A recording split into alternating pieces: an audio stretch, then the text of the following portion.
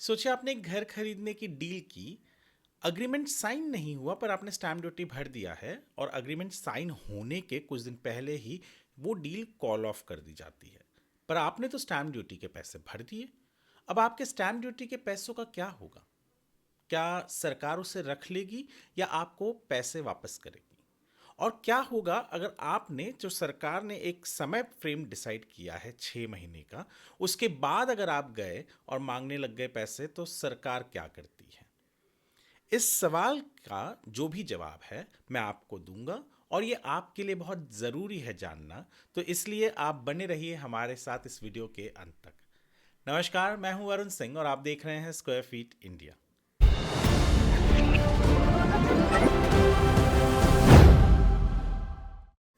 दरअसल बहुत सी बार ऐसे होता है कि हम डिसाइड करते हैं कि घर लेना है, स्टैम्प ड्यूटी पहले ही भर देते हैं और अग्रीमेंट रजिस्टर करने से कुछ दिन पहले ही ऐसा कुछ हो जाता है कि वो डील कैंसिल हो जाता है। आपने स्टैम्प ड्यूटी भर दिया है तो मन में एक सवाल उठता है कि भैया स्टैम्प ड्यूटी भर तो दिया है, अब वापस मिलेगा या नहीं। दरअसल एक ऐसा ही कुछ केस आया।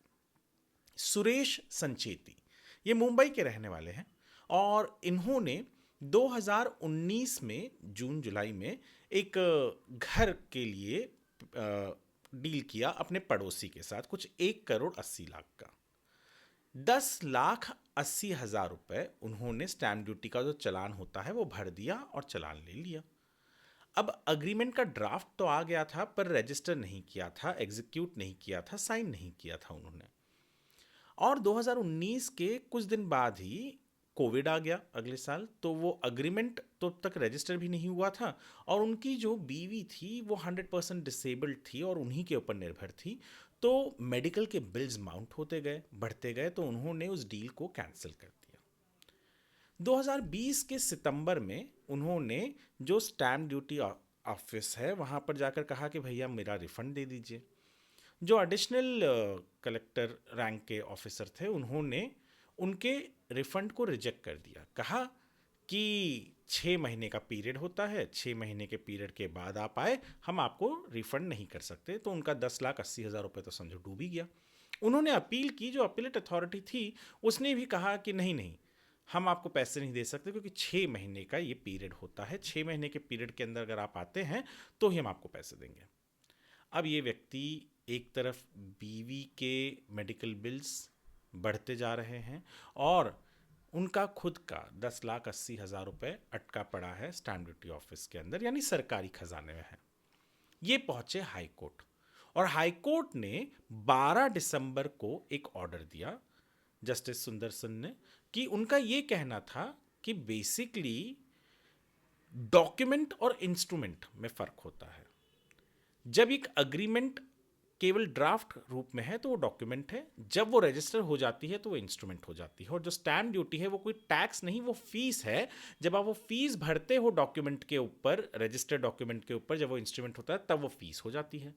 पर यहां तो डॉक्यूमेंट रजिस्टर हुआ ही नहीं, तो आपने, सरकार कौन सा प्रॉफिट लेकर बैठी हुई है सरकारी खजाने में? क्या आम जनता के पैसे प्रॉफिट के रूप में जमा हो जाए ये सरकार चाहती है, या सरकार पैसे आम जनता को वापस करे अगर वो जिस काम के लिए उसने दिया था वो काम हुआ ही नहीं तो?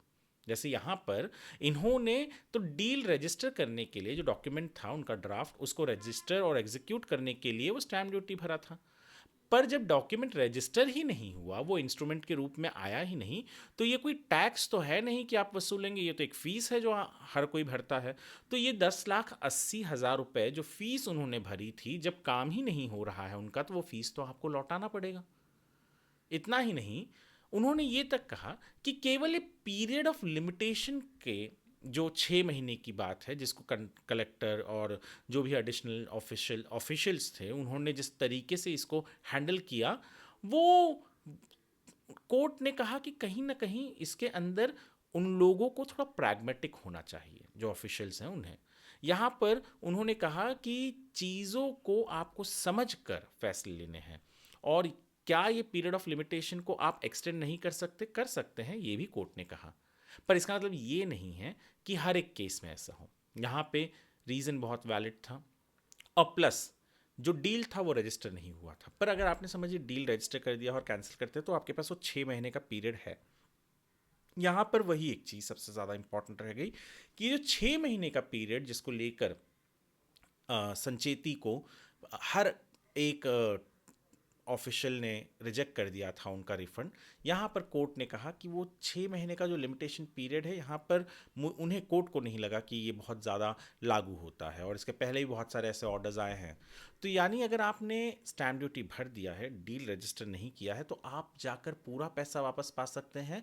और यहाँ पर तो इंटरेस्ट की भी बात कही कोर्ट ने कि क्योंकि इतने दिनों तक पैसे थे तो उस पर इंटरेस्ट भी अगर बनता है तो वो भी दिया जाए।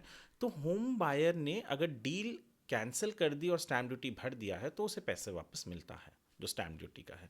बहुत इंपॉर्टेंट ऑर्डर है ये। इसके ऊपर हमने एक आर्टिकल हमारे वेबसाइट squarefeetindia.com पर अपलोड किया हुआ है। मैं आपसे गुजारिश करूंगा कि आप जाकर उसे पढ़ें, क्योंकि बहुत से लोग ऐसे होते हैं जो घर ले लेते हैं या अग्रीमेंट साइन करने के लिए जाते हैं और तब डील कैंसिल हो जाता है, तो उनको समझ नहीं आता कि पैसे कहाँ गए। ऐसा कई लोगों को ये भी लगता है कि एक बार सरकारी खजाने में पैसा चला गया तो वापस नहीं मिल सकता। ऐसा नहीं है, पैसा मिलता है वापस, यहाँ पर भी मिला है। और वो एक सबसे बड़ा जो बहुत बड़ा इम्पॉर्टेंट डिसीजन है, ये हाई कोर्ट का ऑर्डर हमने अपलोड किया है हमारे वेबसाइट पर आर्टिकल के रूप में। आप जाकर पढ़िए squarefeetindia.com पर, और हमारे चैनल स्क्वायर फीट इंडिया को सब्सक्राइब करना ना मत भूलिएगा। और इस वीडियो को आप लाइक और शेयर कीजिए, सेव करके रखिए, ताकि आगे चलकर आपको किसी को बताना हो, दिखाना हो तो आप उन्हें ज़रूर भेज सकते हैं। ये वीडियो देखने के लिए आपका धन्यवाद।